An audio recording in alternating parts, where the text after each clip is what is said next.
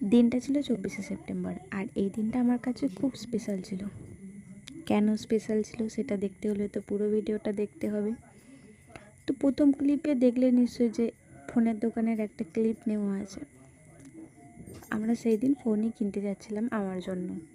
তার জন্য সকালে ঘুম থেকে উঠে বিছানা গুছিয়ে নিই, তারপরে নিজে একটু রেডি হয়ে তারপরে যাব ফোন কিনতে। আর আজ ফোন কিনতে যাব আমি, বাবা আর সাথে আর একজন দাদু যাবে। তো আমরা প্রায় 10:30 নাগাদ বেরিয়ে পড়ি ফোনের দোকান যাওয়ার জন্য।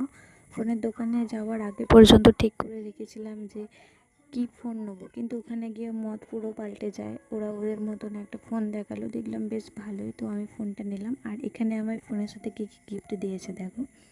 একটা ব্লুটুথ হেডফোন দিয়ে, সাথে একটা ফোনের স্ট্যান্ড দিয়েছিল, আর দিয়েছিল একটা কেবল প্রোটেক্টর। আর ফোনটা কেমন, কার কার কাছে এই ফোনটা আছে অবশ্যই আমাকে কমেন্ট করে জানিও।